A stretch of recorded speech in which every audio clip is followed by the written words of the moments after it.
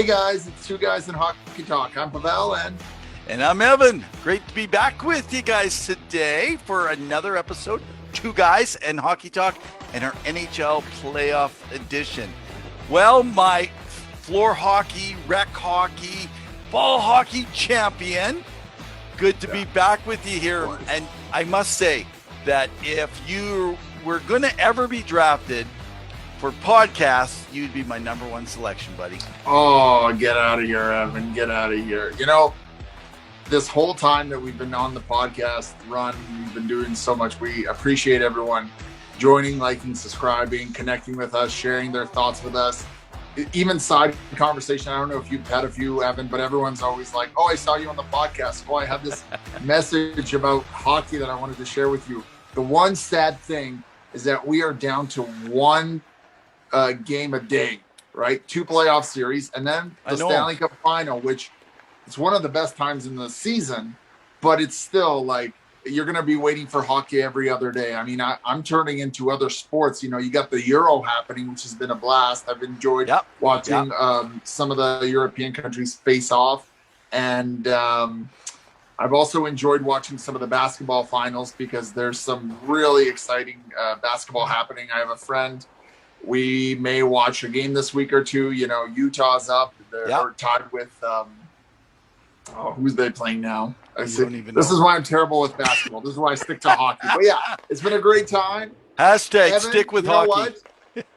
We are gonna talk hockey. I'm just gonna point out that beautiful jersey in your background. Number 1. You said you draft me number 1. I think you are number 1 in net, right? Tell us about the jersey. This is my home and away jerseys. I played for 5 or 6 seasons for a local rec league hockey team. I played in division, I can't remember my divisions, Division 3, Division 5, and Division 7 on a couple different teams. We had Voodoo 1, Voodoo 2, 3, 4. I think she even went in, the lady that ran the organization was Charlotte, I think was her name. So actually, one of our guest that comes on often, Aaron Singleton, who played, that's where we met, actually, was through the Voodoo, we'll call it the hockey franchises. So you'll notice my helmet, I got it custom made. It was specifically with the city and the background, everything done. And so, I just wanted to mention, because right now, we mentioned last week, guys, there is ball hockey starting up all around the world, wherever you guys are located. Most places are set back up. So make sure you make your contacts. We mentioned one of our guests, Johnny Grant. Yeah. He's been doing a lot around the city and surrounding area. He's been doing a great job in the Edmonton area. We've mentioned Michigan, and we mentioned British Columbia and Quebec. So specifically, but also I want to put a shout in for Rec League. Because the arenas are going to start opening up everywhere, keep your eyes open, all you rec leaguers, because I'm sure those of you who got tired of playing both summer and winter, you're going to be excited to get back to play year-round once again, man. Woo! Hey, I want to give a hats up, a big thumbs up. So you're talking about other sports. The CFL is back. We better get our timer started here so we keep ourselves on target. The CFL is back. They start in August. Excuse me. And your Edmonton Elks are going to take on. And I just want to say thank you to the people on my Facebook page and on Twitter who have been trying to encourage me, because I've decided to select a new football team I'll cheer for. And so I will officially go up against my co-host as his southern rival. My new CFL football team I'm announcing here, right on Hockey Talk, is the Calgary Stampeders. Woo-hoo! All right, so what you're saying is we're going to have a little bet going on Labor Day, right? And you know that you're going to be taken down, right? Yeah. Well, we'll see about that, buddy. We're going to hunt and stampede your elks. Fair enough. It looks like everyone, if you want to get Evan a gift, make sure you do not get him a Calgary Stampeders jersey. Get him an Edmonton Elks jersey or t-shirt or hat. He's going to love it. All right. Well, I'm jacked about tonight's show. We got tons of stuff to cover here. So, guys, grab your bevy, whatever you're having tonight. swing it back, man, because we want to cover some stuff. Let's get right into the playoffs and let's talk about the Final Four. What's going on? Let's start this off. I know there's a bunch of stuff I want to chat about tonight, but let's talk about the Canadiens versus Vegas. So now we're not going to talk about tonight. We come into our show here. We're not talking about tonight. Let's just talk about the first game. Give us your thoughts where you're at here, Tanel. I was going to call you Tanel. What's going on? Unless you replace me with someone else, but that's cool. I'm just so excited. I'm just shaking here. It's just like, no, tell me about the Canadiens Vegas. That was a heavy hitting game. That was an exciting game of hockey. I loved it. I mean, Canadians came out strong in the first 5-6 minutes. And then, Vegas took over, and the speed and the passing and the precision of that team. Absolutely. You couldn't ask for a better team. It almost seemed like the way that Colorado went through Vegas in game one. So it was incredible to show how well Vegas played, how well they outplayed the team. Wow. Montreal looked at a little lost at the end. Granted, they took some penalties that necessarily weren't good. Yeah. And they were missing some big guys. They are missing Petrie, who, for the life of me, I don't know how lucky you are, or unlucky, as one would say, to break two of your fingers in the little hole where the camera's supposed to go in to take photos by Carey Price's net. So, it's insane the luck he's had. But Shea Weber looked a little pale at the end there in the third period. I think he was nursing an injury on his right hand, or left hand, or one of the two. I hadn't heard that. The stars didn't come out to play. The young guns, Kakakniemi was kind of non-existent. Nick Suzuki didn't really have a bad game, but he didn't have a great game. So, Vegas capitalized. They won. Fleury made incredible saves. Did Kakakniemi even play in the game? I thought he was scratched. He played.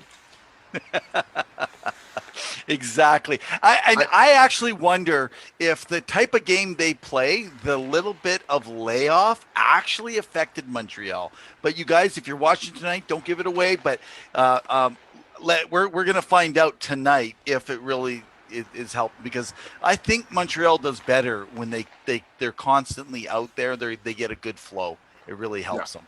So I was going to agree with you. Vegas was quick on their skates. They were quick on their passes. It was a quick game. Big hits everywhere, every moment they could. And I'm just gonna say this now. I know it's only one game, and maybe tonight's game will make me think different. But I'm not sure any North Division team could have actually competed at the same level right now. Next year, I think is going to be the true test of how good the North is. Maybe I overestimated how good the North is, but we're going to find out. Well, it is debatable too, because I understand that people can criticize, the North's not that good, or, they didn't have good teams. You had 2 Hart nominations from here, McDavid and Matthews, and you had some Vezina-like goalies, play. Hellebuck struggled a little bit, but Price too, right? Like, he turned it on for the playoffs. Yeah. Yeah. We had some solid defensemen too, this year that played unreal. Jeff Petrie was having an unreal year. Darnell Nurse, solid year for him. So this is what we hear. I think the problem is you could say that about any division, and it's still troublesome because it's an anomaly of a year. So whatever comparisons you make, it doesn't matter, because in the playoffs, what I say is it changes. It doesn't matter what team you are. Okay, so here's the argument to that, though. The argument is the Hart nominations, the excellent players, and Matthews and McDavid, even Draisaitl, the play of Price and the play, they're all against North Division, and everybody said, when you face Vegas or Colorado, which is Vegas, you're going to see. And the proof is in the pudding. So everything they did this year, they only did against the North, even though we know previous years they did do very well against the rest of the league. So I think the North is going to have something to prove if they do not make it out of this series with the Canadiens. I agree. At the same time, I also look at the teams that came out strong in games one, and I'll use Colorado, and I may come back and bite my words, and I will happily admit I'm wrong. But Colorado came out beating Vegas 7-1 or 8-1 in their game one versus each other, right? And everyone said, oh my God, Colorado's just going to steamroll away. Now, I don't know what's happening tonight in the game. I don't know what the series entails. It could be a sweep.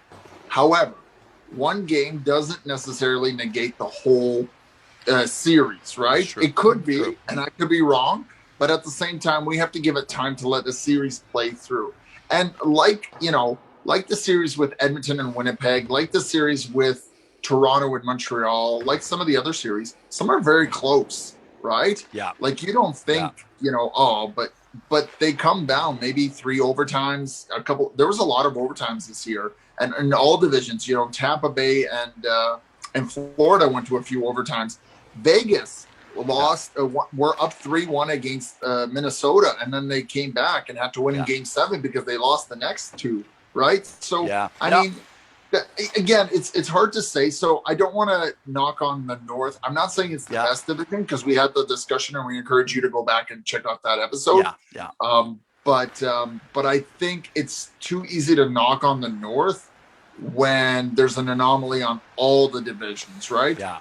So, and we don't take into account some of the things like elevation, playing in front of a crowd.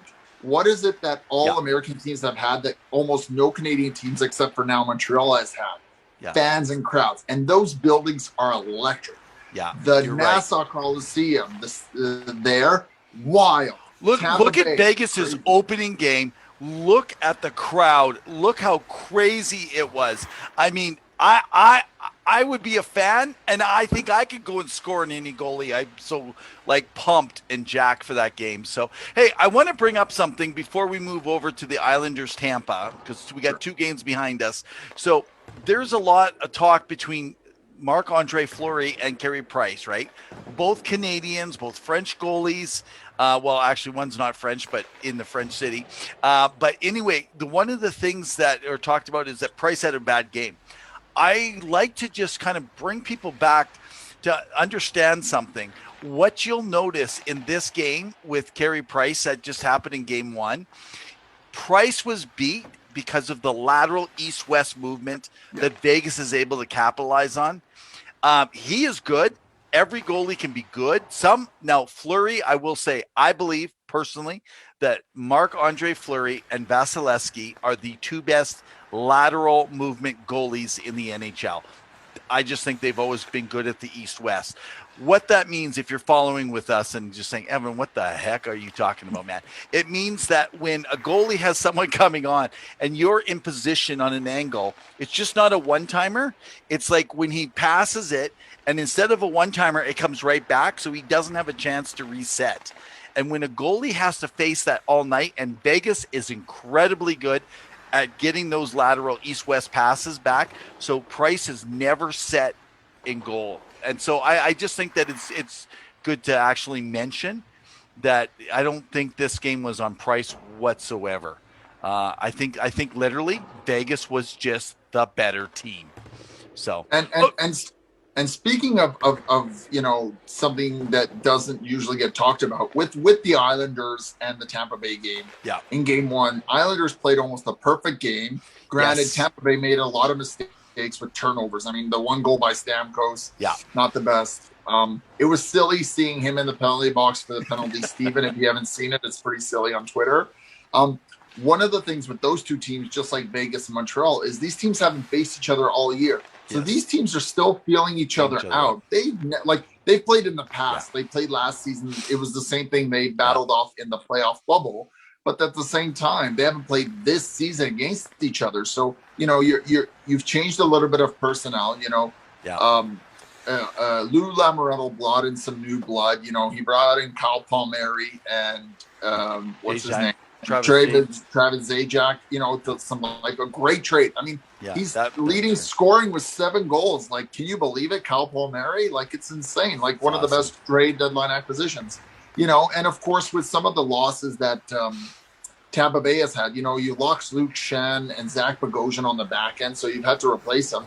So, you're manipulating with some new bodies and you're playing. But that is a game. I think Steve Dangle described that game perfectly on his podcast, where he talked about, if you want to learn about hockey, watch Tampa versus Islanders, because you're going to learn about the techniques and the Yeah, styles of hockey that's play. good. That's what that thing. However, Yeah, that's good. I want to give a shout out to my man Barry Trotz, because he is undoubtedly, if not the greatest, the best coach right now in the league, hands down. I will argue. I will argue otherwise. I actually, I'm going to agree with you. In fact, I wanted to talk about Barry Trotz. So, game one, Islanders take that game. They played the perfect game. I don't think Tampa knew what to expect, and Tampa they got taken off of their game. Let's just say it that way. But in game two, a lot of people think the Islanders just fell flat. Something that really changed the whole trajectory of that game is the goal that was scored with 7 Tampa players on the ice, and Barry Trotz went crazy. I know. I actually like that. I like the emotion in a coach. I don't care if a coach gets ejected for a game like that. I think the players can ride off momentum and work with the coaching. He can talk on a headset from the back room or something if he has to. But I actually thought that was good. And I'm going to say, with the Islanders tomorrow night going back, I don't think there's a lot of home ice advantage yet, except in 2 places. I think in Vegas, because that crowd is ecstatic and it's about entertainment. And I mean, well, probably most of them are drunk. But then the other place, there's not many places that understand history and are still around for buildings that generate like the old Nassau Coliseum, where the Islanders are back. And I actually believe that that's going to be the difference maker. So here's my piece. I'm wanting to step out on a limb. I have said Tampa will win this thing. But if New York can go back and that the Islanders can win the 3rd game, I think they're taking it in 7. I really believe that they can get all the way to the end. But I believe it's going to be their crowd winning them 3 games though, because I think if they win the 3rd, they're going to win the 4th. I really believe. I think they need to bring their fisherman back jerseys so that they can win, because those are badass jerseys from the '90s that I love. That are Fisherman's no, candies. I agree. They do have an uphill battle. It's definitely challenging. I mean, Tampa Bay is a juggernaut. Like they are they can be competitive for the next little bit. And say what you want about the we discussed this about the over cap circumvention or quotation, quote unquote, allegedly. They're doing with what they can do and with what they have in place. I mean, any other team has that opportunity, right? And if you're complaining like Dougie Hamilton did in his interview post game, saying, well, we lost to an $18 million team over the cap. Well, you could have also won that game and said, well, we beat a team that was $18 million over the cap. And, here we are. So, I mean, it goes both ways, right? So it doesn't really bode well. The one thing I think we need to be mindful of is penalties. Yes. Because I don't think I think it was Braden Point who went into Varlamov. I don't think that was goalie interference. I agree. I think that should have been a power play for Tampa Bay. I think it was a garbage call, and maybe that's why the 7 men was omitted. I don't know. I mean, there was a lot of mixed calls. They're always going to miss calls. Our referee friend would say no to that. Yeah. Of course. Sorry. Allegedly. We don't want any lawyers get involved. So what I think is going to be is I think it's going to go to game 7. However, I don't know if Islanders will win tomorrow. I think Tampa can win it, but definitely they'll win game 4 for sure. They'll win one of the 2. So I think it's going to be 2-2 series time. It's going to be interesting. So we'll see how it goes with that. And I'm going to say, I think Varlamov is not getting the love that he deserves as a goaltender. That's true. Because he is playing well. Again, kind of like what, what's his name did last year for Dallas. Anton Hudobin, right? Kind of an underrated, a little bit older goalie. Lou Lamoriello knows how to find these gems. I mean, Corey Schneider was kind of a mix, but he seems to get these goalies. So I almost wonder, what if somehow Edmonton can trade for Koskinen to see if he can be a goalie whisperer, go back there and have a good run next year for one more year. But anyway, speaking of great arenas, I just want to mention that it was noted that Winnipeg has changed their rights to their BTS Center, and it's now called Canada Life for the next 10 years. So it's changed that. So yeah. Interesting. MTS has probably gone broke over the COVID time. Everybody's on Zoom instead of on their phones. But I digress. Hey, before we kind of skip off of the Stanley Cup and get into some storylines happening in around the NHL and players and teams and speculation, I wanted to just mention really quickly that it kind of goes back a little bit, into maybe because you just mentioned about Edmonton, the Final Four in the semifinals. I don't know if people have been paying attention before tonight started. 6 of the 14 goals scored. That means 43% of goals have come from defensemen in those first 3 games. Wow. So here, you need offense from your D in today's NHL. And it's not just about the hard hitting guys. It's proving it, which I want to remind Oiler fans that I've seen all over Twitterverse and everywhere else about getting rid of Tyson Barrie. He's there for 1 year. The guy has scored one of the highest points per game average. I don't care how you get them, but to produce from a defenseman and losing Tyson Barrie is not a plus unless you replace his scoring. So think about that. You're not replacing him with a rookie in Evan Bouchard. Bouchard needs time. Their defense is going to take a step backward in the playoffs next year if they do not replace scoring on there. So if you make it next year, Edmonton, you won't last deep into the playoffs unless you get scoring from your back end. I'm going to push back on that because you look at Noah Dobson, and he is the same draft year as Evan Bouchard. And I think you need to let your guys come in, and you have to fill other gaps in your hole in Edmonton in order for you to work amongst any other teams. Sure, waste another year in Edmonton. You have some big. You're going to waste another year. There's no time to develop with these guys. They need a scoring defenseman, though. I like to push back on the notion, and I know this is out there in the universe, that there's this whole notion that we're wasting people's time and wasting people's career. McKinnon had that quote after his series and said, well, it's my 9th year and I haven't won shit, if I could say that part of my French. Like, I haven't won as whatnot. And so I look at it as like, yeah, you can be frustrated at a player in the moment. Emotions take over. You're heated. At the same time, Colorado has to go through the hurdles of winning. Toronto, Edmonton, all these teams, Carolina have to go through the hurdles.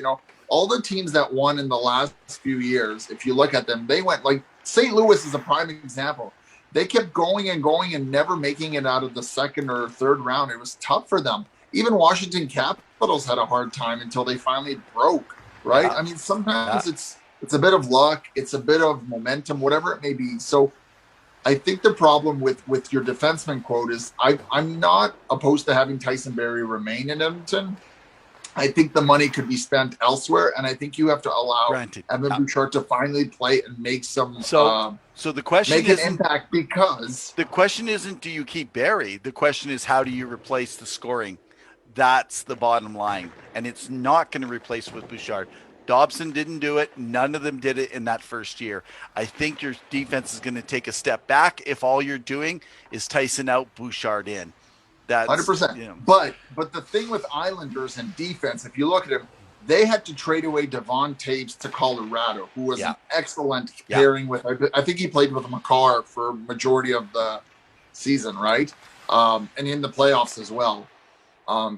Avalanche fans, you guys can correct me if I'm wrong.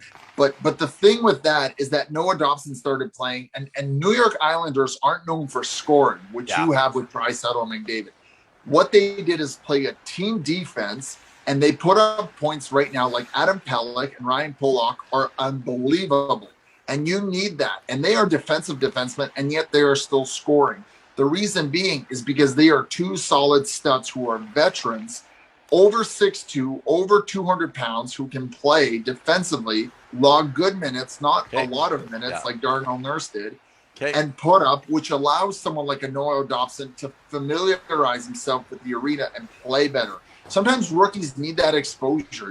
Every year there's a rookie. I mean, Vince Dunn had it when he started with St. Louis. Right. You know, there's a lot of players like that. So I say move on from Barrie. You got your points. You got what you got. He got what he wants. Edmonton's not what you want to offer. So move on. Because we got a lot of stuff, guys, and I actually got Pavel going on a rant here.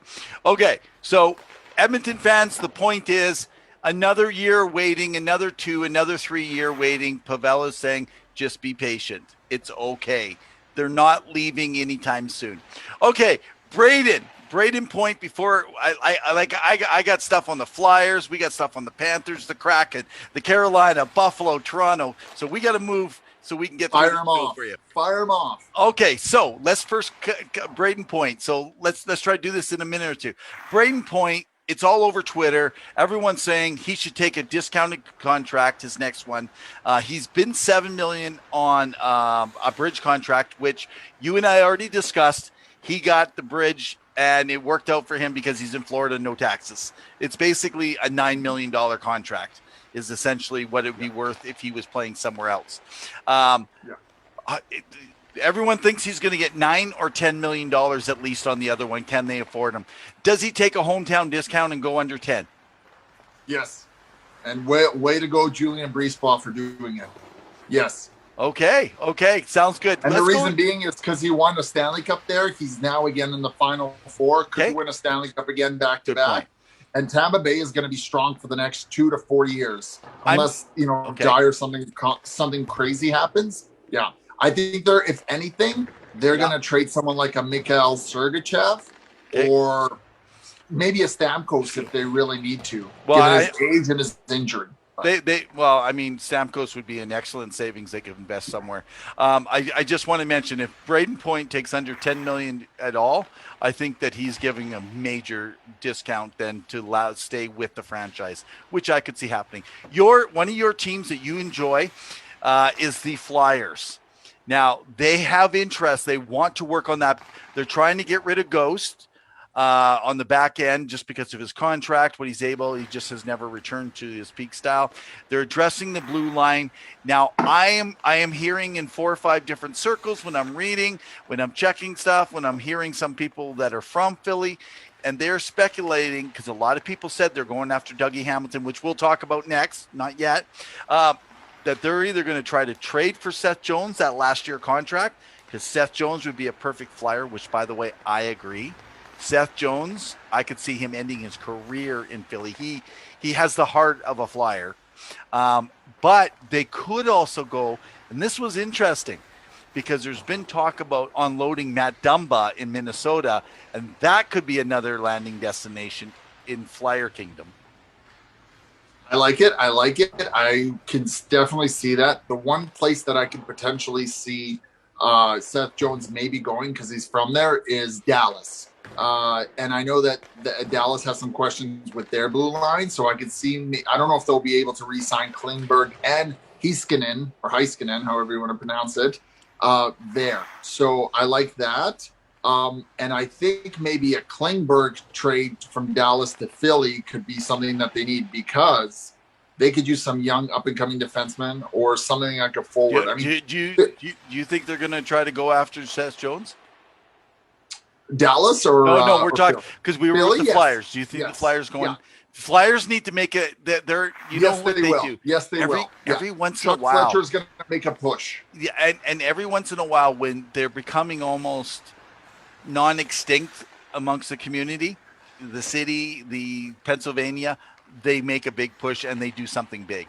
And I see three things about the Flyers that I'm just going to quickly run off. So one, I think they really hurt this year because of Matt Niskanen retiring. I think they really missed him on the back end. He was a good veteran presence, and I think it really hurt them. For whatever reason, it's a weird stat where the Flyers have to miss every other year of the playoffs. Yeah. Last year they made it. The year before they didn't make it. This year they didn't make it. So as luck would have it, or as statistics should say, they technically should make it next year. Chuck Fletcher will make a decision, but they have to make some deeper internal decisions because they have a lot of guys who are very valuable. Like I think it's Trevor Van Riemsdyk, Travis Konecny, some big names. You know, Kevin Hayes just signed that big deal last year as a center, which people thought it was outrageous. Now it's totally worth it. So I'm hoping that they can make some good changes, because I think on the back end is where they have the most trouble. And I think the biggest key is how Carter Hart will bounce back this summer and what that's going to look like. And finally, congrats to Oscar Lindblom for winning the award for most most perseverance character. It's escaping me. Everyone can comment. It's a great award. That's all I can say. But he won. He won something. King Clancy. Sorry, King yeah. Clancy Award. Sorry. I was running with you on that one. I wanted to be funny about it. Okay, so I was mentioning about Dougie Hamilton. Right now, he is looked at as the number one free agent right now, unrestricted free agent. The Carolina has given permission to go out and look for some signing somewhere. Potentially, it allows a sign-in trade, so a team can get early if they pay a draft pick or something. Great idea. By the way, Edmonton should consider that for Ryan Nugent-Hopkins. They might actually get something if they lose him at least then. And if not, then he knows what his market is and they can figure it out. I don't believe Dougie Hamilton, from everything we hear, is going back. But they granted the permission. Now, there is talk that he is looking between 7 and 8, maybe 8.25 million per year once massive turn. So if it's 5 years, it's going to be at least 8.5. If it's 7 years, maybe he'll go as low as 7. But I can't see him going low as 7. I think he's going to get in the Pietrangelo kind of range, is what I think in a flat cap right now. But anyway, word has him seeking term in dollars. What are you guessing is going to happen? I think he's going to sign with Carolina. You think he's re-signing? I think he's going to re-sign with Carolina. I think Carolina's smart for doing this because they can get a sense. And it's kind of what they did with, was it Svechnikov? With Montreal. Sebastian Aho. Was it Aho? Sorry, yeah. Svechnikov's coming up. Yeah, they let him put the qualifying offer and then they matched it. The qualifying offer and done deal. Look at that. They signed that beautiful contract for him and they're done with him. Yeah. I mean, okay. Fun fact that I heard recently, and I was checking into Cap Friendly, is that Tom Dundon, I believe, the owner, hasn't really offered any of the players that's been there a contract more than $6 million over. Any contract that was in place that's over that was done by Ron Francis before him. So it's interesting. I think Carolina knows its budget and doesn't move. I mean, that was the whole thing with Rob Brind'Amour and his coaching staff and all that, right? Which my theory is we're going to get a surprise and Rob Brind'Amour may go to Seattle to be with Ron Francis, given their history as a head coach. That's my prediction. Interesting. I wanted to talk about this, so I'm glad you brought that up, Pavel. So Hamilton, he is going to be a UFA. I'm going to say it right now. He's not going back to the Hurricanes. I really believe that there's trouble in the background. He doesn't want to be there. He went there. He was traded. There was no option. I think he loves Brind'Amour, though. I think there's a great working relationship. He was brought by Ron Francis. Now, who could be a UFA to stabilize the back end minus what you get in Seattle and who has the money to choose which best players they get that they could go after too. This is one of the best years for an expansion with the UFAs out there. And so I definitely see Ron Francis, who has a history with Hamilton, believes in him, bringing him in. So that's where I'm tending to lean. But they may also use him as their selection, right? If they get the 24-hour window. Plus, they also get the early window. So they're going to have a lot of time to kind of negotiate. But you're just bringing up Brind'Amour. There's been lots of speculation what you're just saying. However, I am saying, unless it's just happened since we've been on here, I am saying get ready for a long contract coming up, but not Seattle. The Hurricanes, I think, are locking him in for at least another 5 years, and they're giving him a record deal to Rob Brind'Amour to stay with them as head coach. I thought the speculation was that it was around $3 million, if I recall, per year. I don't know the term length, but yeah, it's sounding like term is the bigger issue, but okay. I think that you're looking at the Hurricanes because he is a favorite. They like Brindamore almost more than they like their players, um, He's a which is great. I mean, he's a great player. Ex- Phenomenal yeah, well, and he and was an coach. yeah Sorry. and he was a fabulous player, especially his years with the Philadelphia Flyers. So okay, we got so much more I wanted to cover quickly. So I wanted to mention that the Kraken, because they're looking for a coach, you were mentioning. I don't think that Brindamore. If I think Brindamore, by the way, it would be a perfect fit if he did go there. But interesting enough, so I just found out that so people in Edmonton, where you're from, of course, know Todd Nelson. Todd Nelson has been an assistant coach recently here with the Dallas Stars. He's back again as an assistant. He just interviewed for the head coaching job for the Coyotes. Um, but I believe that he's also going to be interviewed for the Seattle Kraken position, which would be interesting because he's done very good with development.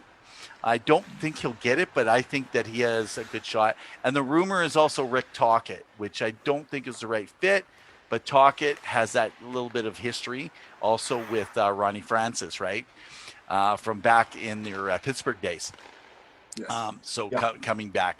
So anyway, yeah, some interesting news. The Seattle stuff is really making this a really cool, interesting off season. Would Ron Francis take a chance on 2 years with John Tortorella? I don't think. I think Babcock and Tortorella are not in expansion teams. Oh, I'm not talking about Babcock. I'm talking about Tortorella. Yeah, no, I mean Tortorella or Babcock. I think they're both bad news for a team that needs good publicity and actually be nice to the actual media. They need a media darling. That is something maybe we need to look for, right? That's true. Yeah, that's true. because that's right true. now it's all about. And speaking of former coaches, Jeff Ward just got hired as an assistant coach for the Anaheim Mighty Ducks. So we'll see how that goes. Yeah. Great. Good on Ward. Good on Ward. Yeah. Whereas Kurt Muller, who always wanted to be a head coach and was an assistant head coach with Montreal, is now an assistant behind the bench of Calgary Flames. So definitely swapping chairs here with all the revolving merry-go-round, eh? Merry-go-round. Okay, let's quickly hit in on something else. So Pittsburgh. I wanted to mention about Pittsburgh. There was a well-placed source within the organization that the club does intend, because there was speculation that Tristan Jarry may not be kept in the draft, which I think is silly. They like Jarry, barring the bad playoff and everything like that. And there is talk about Malkin possibly being requested. Would he kind of waive in an expansion draft or something, kind of like Marc-Andre Fleury? But there's nothing like that happening. In fact, they've come out and they have said that, so Evgeny Malkin lives in Florida. And if he ever was moved, he's pretty much came out and said the only place he would ever accept is Florida, because he lives in Florida. So I think that that's something to keep in place. But interesting thing that I heard was Ron Hextall has said specifically that they are in a win now mode, and they didn't know what they were doing. But interesting, he's come out early, because Burke, I remember hearing when he first started, they said they're going to evaluate. Well, they must have evaluated and said, we got a 2-3 year window. And I know Letang, Malkin, and Crosby all want to do something. And they want to, I mean, like you said last week, that would be quite the story if they could get one more cup. Yeah, 100%. So, and can we just acknowledge how incredible Brian Dumoulin on the back end is for Pittsburgh Penguins, and how underrated he is a defenseman? Yeah. Someone who doesn't get talked about enough and just played unreal. Like, he has kept that line intact. I mean, Letang's been injured in and out. They traded away some of their other guys. They had Cody Ceci on their third pairing, who didn't exactly light it up in Toronto, but he was a solid. And then you had Mike Matheson from from the Patrick Hornquist trade in Florida, which, if Malkin does go for whatever reason to Florida and he goes to the Panthers, he'd be reunited with one of his wingers, because he played with him a little bit. So it'd be interesting to see what takes place. Pittsburgh, by the way, I was going to say Pittsburgh. They are rumored in. So King Gursky, he's one of the reporters out of Pittsburgh, that he said that a team source has specifically mentioned the name that they have been looking at is Anderson, Frederick Anderson, as an Oh, experienced yes. goalie to Yes. go with Jari, which I can would see make that. sense maybe. But I'm guessing it must only be a 3-year if they win after it. Yeah. Who knows? I don't know how they can fit Which it into which their then cap. begs the question: is Casey DeSmith your third line goalie, or does he get moved? I think they're hoping he probably gets taken in the expansion, or he's your third and he gets moved, a trade. Yeah. Yeah, but I know he's ready now, right? He's ready at least to be a backup. So, Well, it's going to be exciting to see Crosby one more year. okay, I got one thing I'm just going to quickly mention. Florida Panthers, Friedman on his 31 shots talked that they are expecting Florida to be aggressive in pursuing this offseason. In fact, Alexander Barakov is very close with Patrick Laine, and Patrick Laine's qualifying offer is going to be $7.5 million this offseason just to keep him. Like, forget about offering a new contract if they just do a. And Columbus, I don't think is going to go for that with what they saw. Is there something up? But that would mean they're going into a full rebuild. This is going to be interesting to see. So I think that's going to feed a lot of speculation with what Friedman shared. It's interesting you talk about that because that trade now seems kind of neither team really succeeded except for Jack Roslovic, who really thrived as a hometown boy Yeah. and as a center. I mean, I don't want to say he's a first line center yet, but definitely a second line center. And really thrived in that system and excelled and played unreal. So whether it was Dubois in Winnipeg, and definitely they have questions because he only has one more year left. And the other name with coaching, just to get back to you, is I know that Kevin Chevalier out of Winnipeg said that Paul Maurice's job is safe, but I could see him potentially leaving and going to Seattle as a coach because he also has a history with Ron Francis. So it'd be interesting. And Winnipeg maybe needs a time for a change with coaching because Paul Maurice has been in that job for a very long time. So everyone out of Winnipeg says it's not. I think you're right, but who I wonder into Winnipeg if they move him out, who they could bring in? Chris Knobloch. Chris Knobloch is just chewing at the bit, ready now to go. And maybe Chris Knobloch would be a good one to go for in Seattle. Let's try something different. And if I'm Seattle, when I'm looking at the Seattle expansion draft and looking at Winnipeg, and I know we'll get into it later on in future series, is do you go with someone like a Mason Appleton, who's a top 9, power forward, or do you go with somebody like Logan Stanley, who emerged as like a young, what's his name, Jamie Oleksiak, big, strong, can shoot, can battle. I mean, like Winnipeg is going to have to lose something big. This is crazy. Okay, I want to talk about, there's two things, but I don't have time to talk about Zach Hyman. Looks like he's leaving Toronto. He's not going to be able to stay there. All I say is buyer beware. He doesn't carry the offense you guys think. Let's talk about what I'm wearing. The Buffalo Sabres. Everything where there is smoke, Pavel, we know there's fire. Yes. Now, we don't know about his health situation. There's always that mixing this up, but everywhere, every top reporter. I mean, you'd be stupid to think that Jack Eichel is not available, and he does not have a no movement or no trade clause. They can send him anywhere, and it's looking like he's on his way out. So these are the places that TSN LeBrun now has talked about today and mentioned last night: the Kings, the Wild, the Ducks, the Blue Jackets, Flyers, and Rangers. Which is interesting. It's quite a few teams, but hey, it's Jack Eichel. Now, Rick Carpellini reports now he made a report out of New York because I actually was going to say the Rangers would be the front line. I really thought, you put him with Panarin. But I thought maybe Lafreniere or something could be in this mix, right? But he's saying the New York Rangers are not likely, or they're going to be less likely, probably to put in an offer that they would want for Eichel, which is very interesting. But the one team that I see in there, if they don't go for maybe Seth Jones or someone, is the Flyers. I do see the Flyers, even though they're quiet right now, for going for a guy like Eichel. Okay. Okay. Interesting.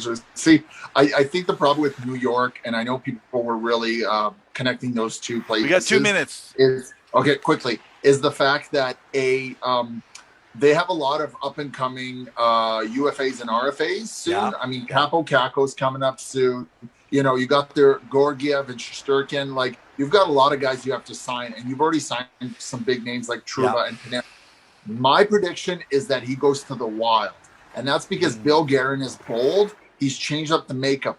The one caveat I see is that I think Buffalo may ask for Kaprizov, which I think is a no-starter for Minnesota. However, if you want to send someone like a Dumba, if you want to send someone like a Parisi, who didn't exactly get a lot of ice time this year, or Eriksson Ek, I see him going to the Minnesota Wild. And it also bars on the team that will allow Jack Eichel to do the surgery that he wants to do that has been tested in Europe on some players, but hasn't been officially done in North America yet, according to Elliot Friedman. So that's my prediction. Yeah. Unless it's because he's not going to go somewhere where it's an up and coming rebuild like LA or Anaheim. I know people have talked about it, right? But it's not up to him. He has no say in this, though, unfortunately, right? Oh, I thought he has like some team. Okay, no say. Okay. Yeah. So Buffalo doesn't care. I mean, the only difference is the team has to be in agreement. So obviously, if the team's talking to him and he's not interested, he's probably going to stay. So you are right. Technically, he probably will manipulate the case. So one team that's not mentioned in here, but was mentioned earlier, a lot of rumors and stuff. I think it was brought on by the speculation of him going number 2 when McDavid went number 1 was Calgary. That there was talk out there about Calgary going after Sam Bennett and Jack Eichel. But it's going to cost them. It's going to cost them their first overall. It's going to cost them their first overall. It's going to cost them one of their star players, which was going to not be Goudreau because he's got 1 year. It was going to be Lindholm or Monahan. And for someone like Dylan Dubé. So would you pay the price of a centerman like Monahan and Dubé and your first overall to bring in Jack Eichel at $10 million? If I'm Calgary, you need a number 1 center. I think you do, but you also but you have to sweeten that deal because you need a little bit more from what's it called? You need a little bit more from Buffalo. So like Ristolainen maybe, because their blue line is also weak, and you need to throw in something there. I think they'll give away. We got to get going here, but they'll give away Ristolainen. That's what everybody said. Everything I read, I haven't got to watch the guy much. Everything I read, defensive. They say that every year. I mean, he's been on the trading block every year. And the other one that there's the rumor out is Sam Reinhart. I know Vancouver's making a big push for him. Oh, that would be cool to see him. That would be a good one. I'd like to see that. Well, guys. It's been a blast. Hey, man, thanks again, Pavel. Thank you, Evan. It was a great time chatting again hockey. We hope you're enjoying the hockey that's happening for the playoffs. We want to know what you're cheering for, who you're cheering for. And as always, remember to like, subscribe, and share. Check it out. Watch older episodes. We love you. We appreciate you. We hope you stay safe.